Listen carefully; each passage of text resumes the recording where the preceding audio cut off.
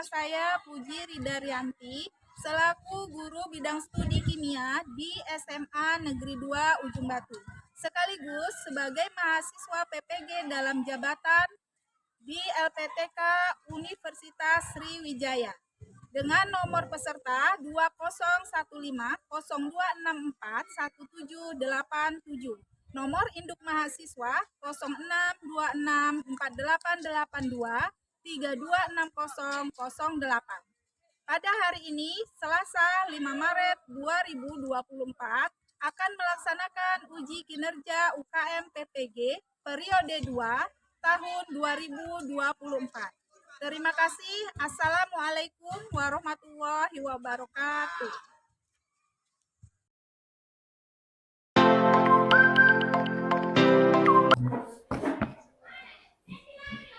Oke, silahkan ketua kelas disiapkan dulu.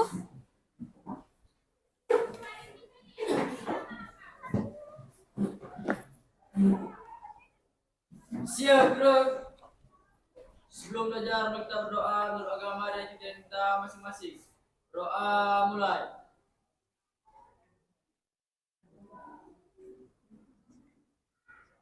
Doa selesai. Ucapkan salam. Assalamualaikum warahmatullahi wabarakatuh. Waalaikumsalam warahmatullahi wabarakatuh. Oke, 10 IPA 3, 11 IPA 3 hari ini gimana kabarnya? Baik ya. Oke, bisa kita mulai pelajarannya hari ini karena ini adalah materi baru di kelas 11 ya. Jadi sebelum mulai baiknya Ibu kita absen dulu. Siapa yang tidak hadir hari ini? Nikila, Christian dan Vicky. Sahrin udah sehat ya? Udah. Oke, jadi bisa kita mulai pelajarannya. Nah, seperti Ibu sebutkan tadi bahwa hari ini pelajaran kita adalah materi baru di kelas 11 semester 2 tentang koloid. Ya, mungkin agak asing istilah koloid ini bagi kalian.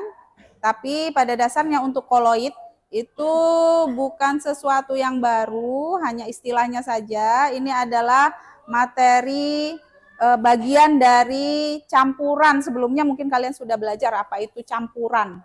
Di SMP kalau tidak salah Ibu atau di kelas 10 sebelumnya. Campuran ini ada, siapa yang ingat campuran? Apa itu campuran?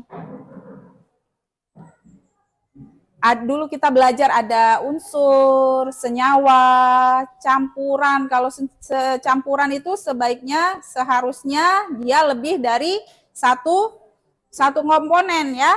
Harus lebih dari satu komponen. Nah, komponennya itu apa saja? Kalau dulu kita belajar campuran hanya membedakannya berdasarkan zat terlarut dan pelarutnya saja. Ya, ada yang homogen, ada yang heterogen. Bisa ingat itu? Tahu heterogen, homogen pernah dengar? Apa itu homogen? Apa, Beb? Apa bedanya homogen dan hetero? Homo dan hetero. Homo itu dari yang sama. Apa lagi? Kalau homo itu sama. Homo itu apa lagi? Kata lain dari samanya. Sejenis. Maka kalau hetero itu adalah kebalikannya. Lawan kata dari homo maka heterogen ya. Heterogen itu kalau tidak sejenis berarti dia berbeda. Nah, kenapa kita harus mengingat kembali tentang campuran? Karena koloid ini itu adalah bagian dari campuran. Nah, bagian dari campuran yang seperti apa? Koloid ini, ya jadi nanti campuran itu ada 3 macamnya. Ada larutan, koloid, dan suspensi. Mungkin yang sedikit lebih familiar adalah larutan. Pernah dengar larutan? Apa itu larutan? Yang kalian tahu larutan itu seperti apa bentuknya? Larutan itu bentuknya seperti apa? yang bentuknya air, mencair, cairan ya. Jadi larutan itu bentuknya cairan ya. Nah, kemudian kalau misalkan air saja, apakah itu disebut larutan? Katanya tadi cair ya. Air itu kan cair juga. Enggak, kenapa? Karena perlu ada yang dilarutkan. Jadi ada pelarutnya, ada yang dilarutkan. Nah, untuk larutan Ibu rasa kalian bisa, contohnya apa contohnya? Gula sama air. Kalau misalkan gula sama air, kalau itu kan ada yang dilarutkan dan ada pelarutnya. Kalau misalkan yang dilarutkannya pasir, pelarutnya sama-sama air, kira-kira bisa nggak menjadi larutan itu? Tidak. Nah, itu sebabnya bahwa dalam campuran itu ada bermacam-macam jenisnya, ya. Ada larutan yang bentuknya dalam bayangan kita bahwa kalau sudah ada larutan, maka jenis larutannya saja berbeda-beda. Ada yang memang bisa larut seperti gula, apa? Yang bisa larut, contoh lain, gula, garam, apa lagi? Yang biasa dilarutkan, yang pernah kalian aduk untuk menjadi kopi. Tadi pasir juga bisa diaduk di situ, tapi tidak menjadi larutan menurut kalian tadi ya. Kemudian apa lagi? Susu. Nah, susu itu berbeda nggak dengan larutan susu dengan air gula? Kan sama-sama larut, sama-sama bercampur menurut kita ya, terlihat bercampur. Berbeda tidak? Berbeda. Nah, itu sebabnya kita perlu bahas. Di sini nanti jenisnya ada larutan, koloid, dan suspensi. Setelah pembelajaran ini nanti diharapkan kalian semua bisa membedakan itu, yang manakah dia larutan, yang mana dia koloid, yang mana dia suspensi, dan apa saja contohnya dalam kehidupan kita. Ya. Oke, untuk memahami itu, Ibu punya video tentang larutan suspensi. Matahari mulai terbenam, terlihat garis-garis sinar matahari yang menembus awan. Pada garis-garis sinar tersebut, tampak ada penghamburan cahaya. Nah, mengapa hal ini dapat terjadi? Di udara, terdapat partikel-partikel koloid yang dapat menghamburkan cahaya matahari sehingga tampak sebagai garis-garis sinar. Nah, peristiwa penghamburan cahaya tersebut memang merupakan salah satu sifat yang dimiliki oleh koloid. Lalu, apa sebenarnya yang dimaksud dengan koloid? Nah, mari kita pelajari bersama.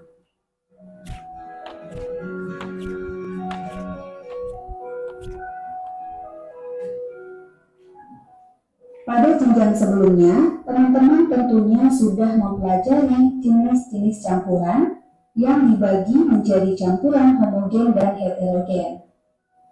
Nah, koloid ini merupakan suatu campuran yang karakteristiknya berada di antara campuran homogen dan heterogen.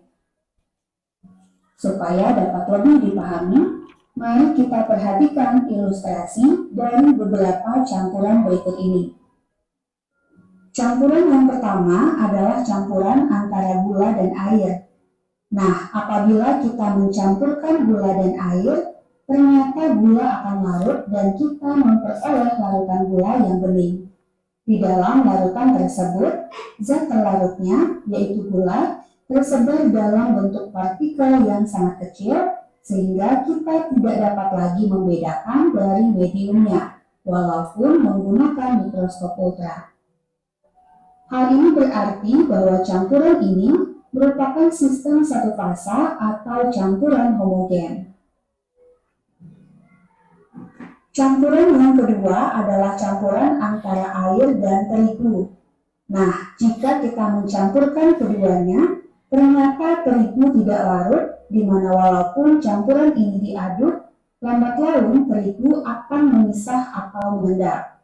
Hal ini berarti bahwa campuran seperti ini merupakan sistem dua fasa karena pelarut dan zat terlarutnya tetap bisa kita bedakan, dan kita sebut sebagai campuran heterogen atau suspensi. Selanjutnya bagaimana dengan campuran antara air dan susu, misalnya susu instan. Nah, jika kita mencampurkan susu dan air, ternyata susu akan larut, tetapi larutan yang terbentuk tidak bening, melainkan keruh.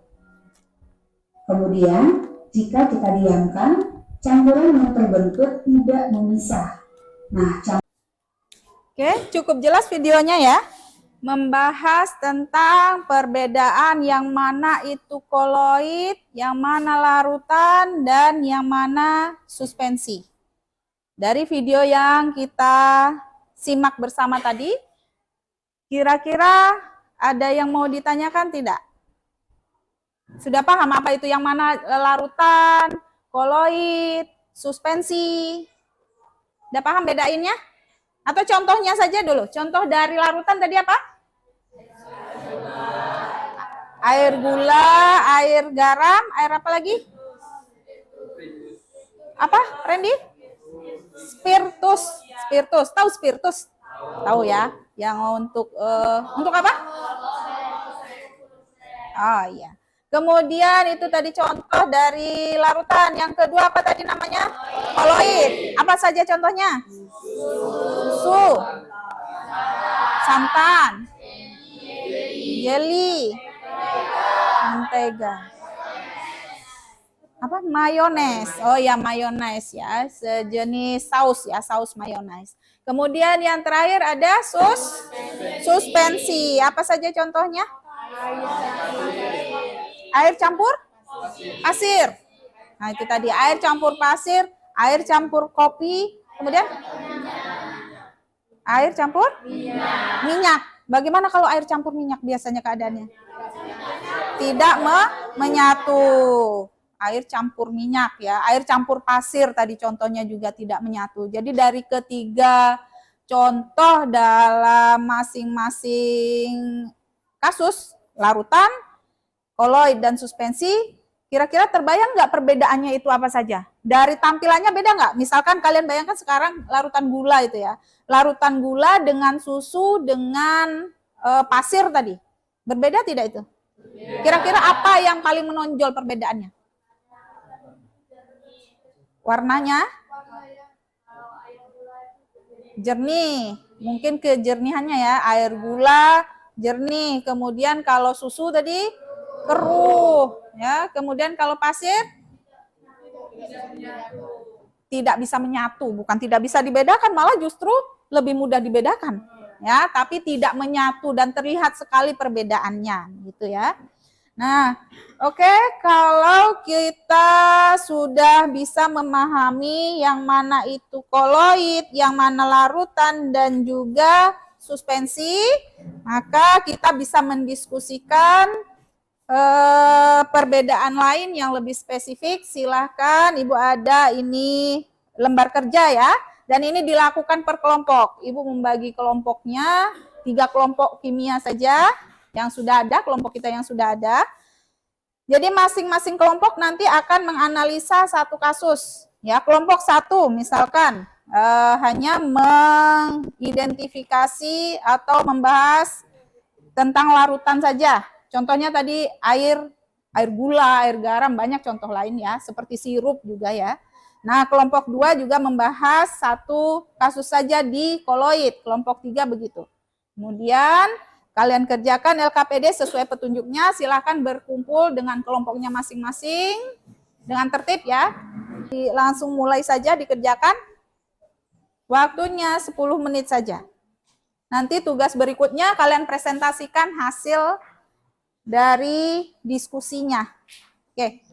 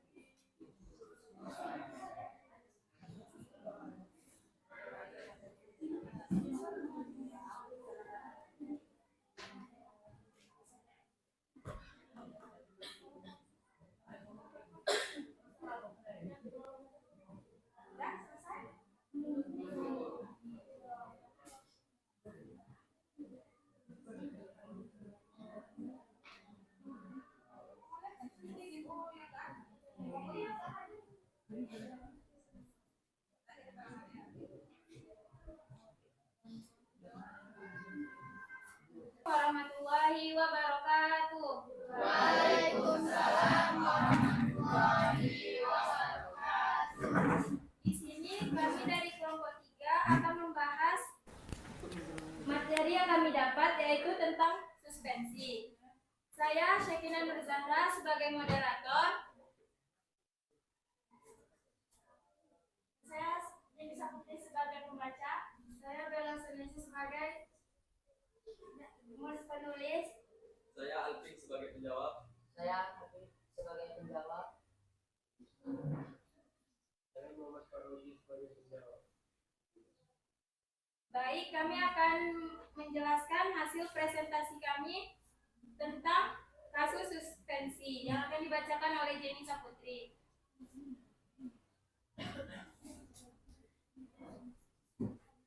Mendapatkan kasus 3, yaitu suspensi, di mana kopi merupakan minuman kesukaan Pak Susanto. Sebelum datang ke sekolah, Pak Susanto biasanya akan meminum secangkir kopi sambil membaca koran. Setelah kopinya habis, barulah Pak Susanto berangkat ke sekolah. Bunila lantas membereskan gelas kopi suaminya sesaat setelah Pak Susanto pergi. Bunila penasaran, mengapa di cangkir kopi tersebut masih ada residu kopi yang tersisa padahal ia telah menyaringnya. Berdasarkan kasus ini, kasus di atas menyatakan prediksi mengenai suspensi dan karakteristiknya. Menurut kelompok kami, karena kopi termasuk kategori suspensi yang dimana memiliki sifat heterogen atau memiliki 2 fase dan juga memiliki warna yang keruh, dan jika didiamkan maka akan menghasilkan endapan atau perpisahan antara zat larut dan juga zat yang dilarutkan. Dan dalam proses ini kopi dapat dibedakan dalam proses penyaringan menggunakan salinan biasa yang akhirnya kita ketahui bahwa suspensi ini memiliki stabilitas yang tidak stabil.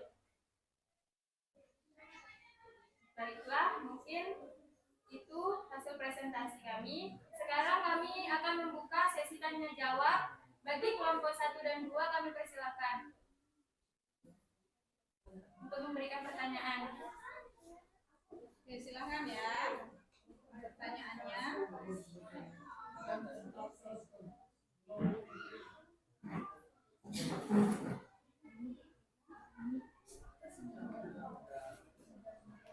Baiklah, saya dari kelompok 1 akan bertanya kepada Alvin. Faktor apa saja yang memengaruhi stabilitas suspensi?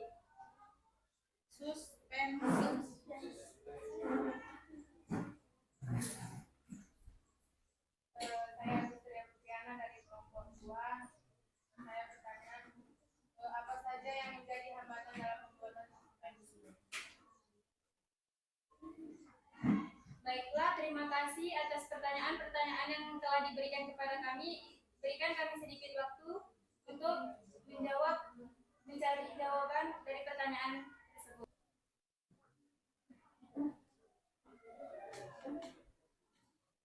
Baiklah, izinkan kelompok kami untuk menjawab pertanyaan-pertanyaan yang telah diberikan tadi, yang akan dijawab oleh Alvin dan Fahri. Baiklah, saya Alvin akan menjawab pertanyaan dari Bio. Faktor apa saja yang mempengaruhi stabilitas suspensi?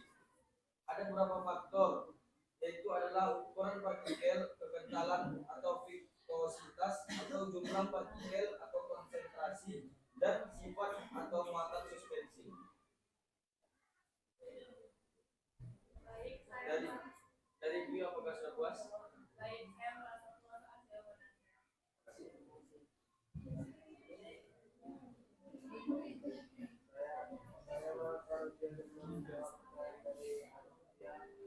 Suaranya bisa lebih keras lagi, Pak Rosi.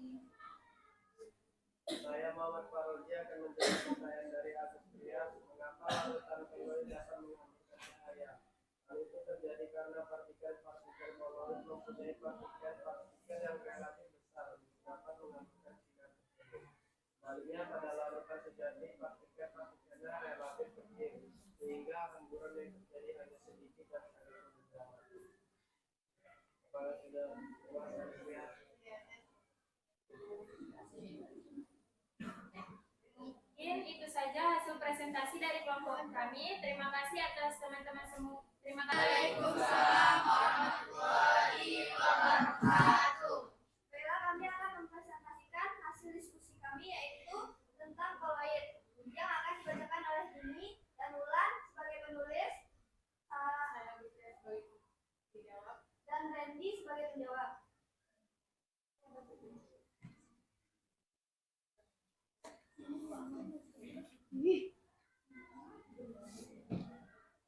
Andi hari ini akan ke sekolah. Sebelum ke sekolah, biasanya dia akan sarapan roti bakar dan susu.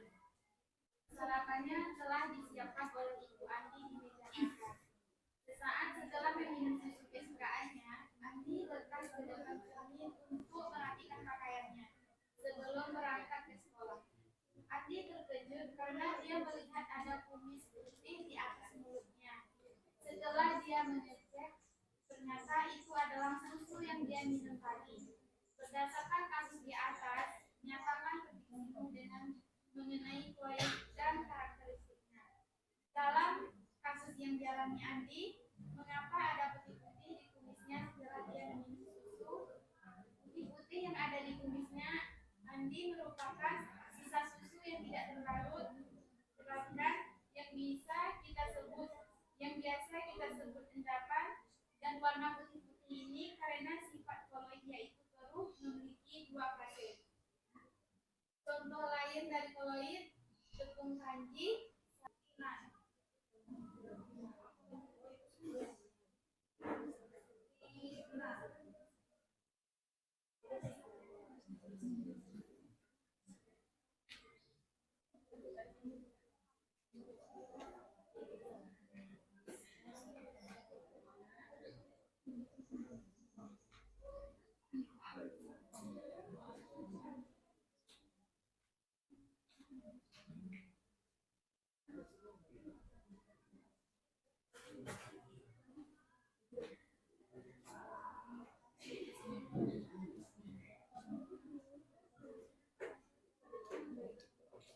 Baiklah, kami akan menjawabnya.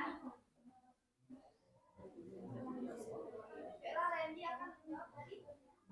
Jawab. Baiklah, saya akan menjawab. Baiklah, saya akan menjawab pertanyaan dari Jawa. Mengapa larutan klorin dapat menghamburkan cahaya?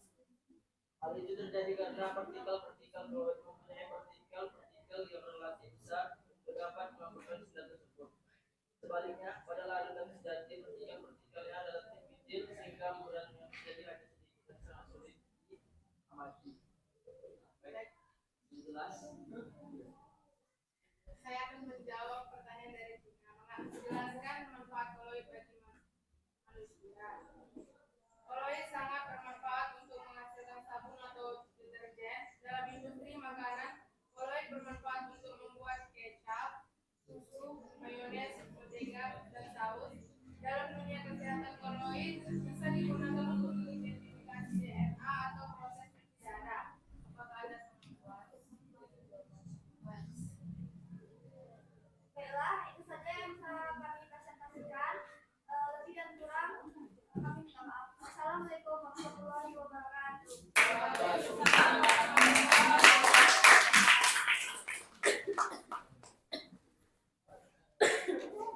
Oke, terima kasih untuk kelompok koloid. Selanjutnya kelompok terakhir, kelompok arkan. Silakan.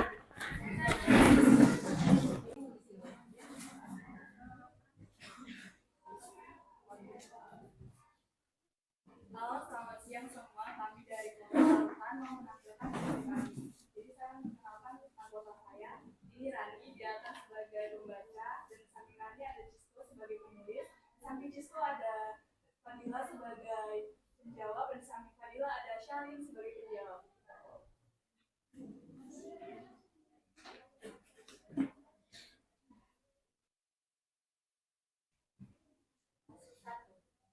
Saya ingin membuat minuman cocktail dari bahan pepaya. Mula-mula dia menuangkan gula pasir sebanyak 500 gram ke dalam 500 ml air hangat. Lalu menuangkan potongan daging kecil pepaya yang telah ibunya siapkan. Beberapa saat kemudian, gula yang ada di dalam air hangat tersebut tiba-tiba menghilang. Afinza menyaring potongan daging pepaya yang semula sudah dituangkan gulanya tidak dia temukan. Berdasarkan kasus di atas, nyatakan hipotesismu mengenai. Baiklah, dengan sistem kami, barangkali setiap anggota, setiap kelompok memiliki pertanyaan. Baik. Baiklah, saya Alvin akan bertanya kepada Sahrin Tama. Apa fungsi dari larutan dalam kehidupan sehari-hari?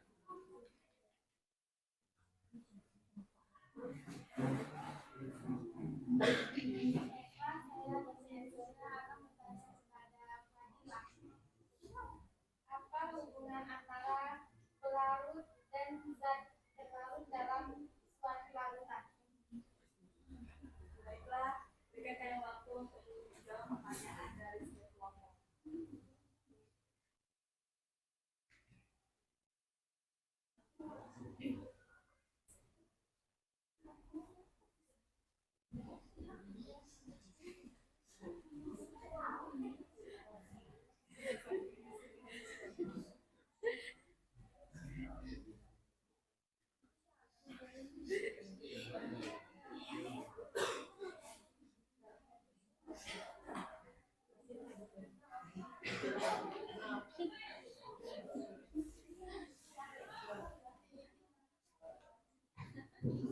Mengontrol pH zat aktif pada obat. 6. Mengontrol pH pada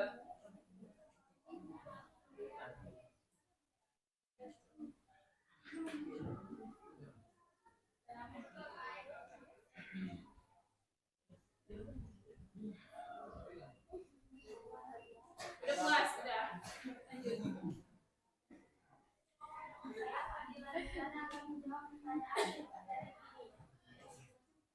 Apa hubungan antara pelarut dan terlarut dalam suatu larutan? Keadaan yang terlarut dalam suatu larut akan menyebabkan suatu perubahan tertentu pada gambar sifat pelarut tersebut. Baiklah, sekian dari presentasi kami. Kurang dan lebih kami mohon maaf. Baik, terima kasih. Sama-sama. Oke. Selesai ya. Oke, selesai ya. 3 kelompok. Kelompok terakhir tadi larutan. Silakan duduk di tempatnya. Bentar. Oke, baik. Jadi setiap kelompok, masing-masing kelompok sudah menampilkan hasil diskusinya dan masing-masing kelompok lain juga sudah berkesempatan untuk mempertanyakan bagaimana kasus yang didiskusikan oleh kelompok temannya ya. Jadi Bu rasa itu tadi cukup bagus penampilannya. Salah satunya tadi yang dibahas tentang faktor yang mempengaruhi kestabilan dari suspensi tadi ya. Yang mempengaruhi itu tentu saja ukuran dari partikelnya ya, ukuran dari apa yang menjadi komponen dari suspensi tersebut. Jadi kalau semakin dia bentuknya besar-besar, contohnya kan tadi kopi. Kalau misalnya kopinya lebih kasar, tentu dia akan lebih cepat mengendap, otomatis untuk menjadi larut pun akan sulit gitu ya. Kemudian kekentalannya, konsentrasinya, sifat dari masing-masing komponennya. Dan itu berlaku tidak hanya pada suspensi, tetapi juga pada koloid dan larutan. Kemudian koloid tadi dibahas, bahwa dia contoh-contoh lainnya apa tadi? Seperti santan ya. Kemudian ada yang menyebut sabun tadi, karena apa namanya fungsinya ya, manfaatnya dalam kehidupan kita itu apa saja. Ada contohnya tuh seperti sabun, berarti sabun itu salah satu contoh dari koloid. Kemudian pada kesehatan tadi apa yang dibahas? Pada darah ya, mungkin ini nanti akan ada hubungannya dengan kekentalan darah. Ya, jadi manusia itu kan berbeda-beda jenis kekentalannya. Pernah nggak luka? Jadi kalau luka tuh ada yang cepat dia apa namanya berhenti darahnya ya pada saat luka ya, bukan masalah sembuh atau tidaknya, tapi ketika luka ada yang cepat berhenti darahnya. ada orang yang luka sedikit saja darahnya keluar terus tidak bisa berhenti-henti. Ya. Nanti bahkan ada yang sampai pingsan tuh karena takut, padahal lukanya sedikit tapi darahnya keluar terus gitu kan. Nah, jadi itu juga aplikasi dari sistem koloid nanti yang akan kita bahas di materi selanjutnya, ya. Kemudian contoh-contoh dari larutan tadi juga ada cuka, contoh lain. Kalau cuka, kalau larutan gula ya, larutan mana larutan dari kelompoknya, Pio? Kalau larutan tadi contohnya kan kayak gula, garam, kita lihat itu mengaduknya. Mungkin kalau cuka kan kita langsung beli itu ya, udah dalam bentuk larutan ya. Padahal berarti itu kalau dia larutan ada komponennya, apa yang terlarut, apa yang tidak terlarut. Ya.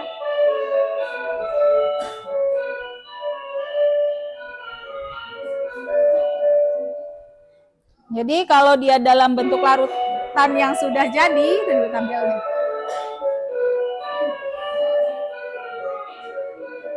Jedanya kepanjangan. Kalau cuka, kira-kira apa yang terlarut di dalamnya? Apa yang membuat cuka itu menjadi asam? Berasal dari mana? Cuka apa yang jenis cuka apa yang pernah kalian tahu? Atau pernah yang familiar, yang sering disebut orang? Apel ya, cuka apel. Nah, itu berarti dia berasal dari apel. Mungkin prosesnya mirip seperti membuat minuman anggur ya kan, dari buah anggur gitu. Jadi itu juga sama, larutan tidak bisa kita memisahkan apelnya lagi dalam cuka itu? Tidak. Nah, itu tadi adalah contoh dari larutan. Oke, kalau sudah selesai diskusinya atau ada yang mau ditanyakan lagi tentang larutan, koloid, dan suspensi ini? Tidak pas? Udah cukup jelas tadi itu? Nah, kalau sudah silakan kembali ke mejanya masing-masing. Kita akan menyelesaikan soal evaluasi.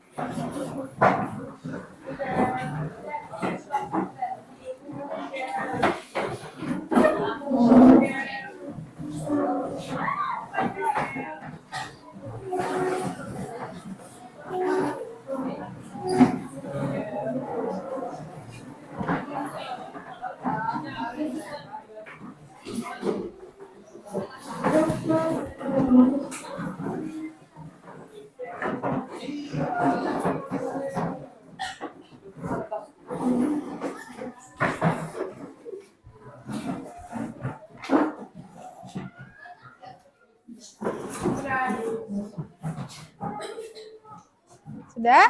Jadi ini ada soal evaluasi dari kegiatan belajar, kegiatan diskusi kita hari ini. Soalnya tidak banyak, hanya 5 saja. Silahkan diisi. Kemudian tadi selain soal evaluasi, ini ada lembar yang nanti Ibu minta untuk tolong diisi. Ini adalah lembar refleksi, ya.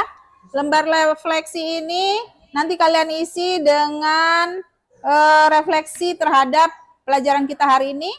Tuh, ada gambar senyum dan cemberut dan lain sebagainya. Nanti sesuaikan dengan keadaan kita hari ini, apa yang kalian rasakan terhadap pembelajaran kita. Oke? Silakan. Ini kerjanya individu ya, masing-masing ya. Satu.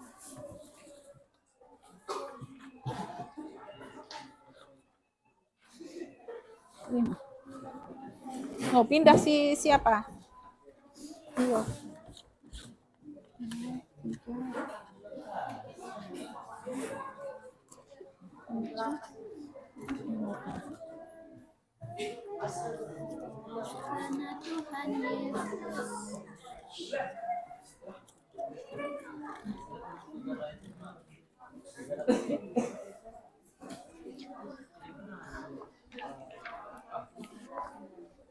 Nih, silakan.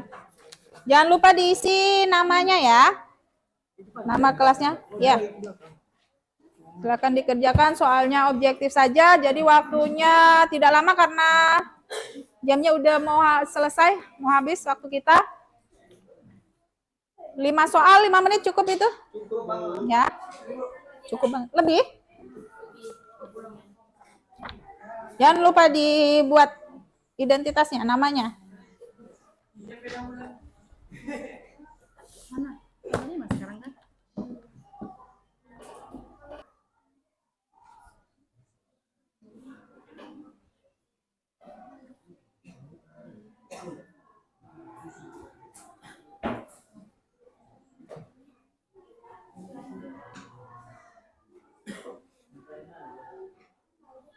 Oke, jadi untuk hari ini Bu rasa cukup. Kemudian untuk di pertemuan berikutnya silahkan kalian baca lagi karena kita akan bahas lebih spesifik lagi tentang koloid yang mana tadi beberapa sudah kita diskusikan bersama. Tadi ada beberapa contoh lain ya tentang koloid itu yang tadinya kita hanya tahu berupa bentuknya saja, nanti kita akan lebih pahami lagi. Yang mana koloid itu nanti akan terbagi menjadi beberapa berdasarkan medium terdispersi, medium pendispersi dan yang terdispersinya. Ya, silakan dibaca-baca untuk materi berikutnya tentang koloid. Untuk hari ini terima kasih atas perhatiannya. Ya, sebelum kita tutup, ketua kelas silakan disiapkan dulu ya.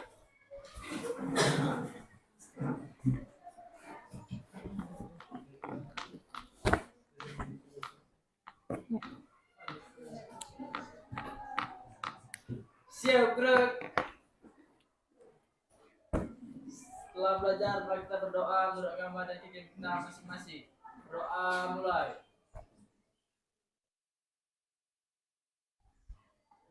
Berdoa selesai. Ucapkan salam. Assalamualaikum warahmatullahi wabarakatuh. Waalaikumsalam warahmatullahi wabarakatuh. Silahkan yang mau istirahat boleh.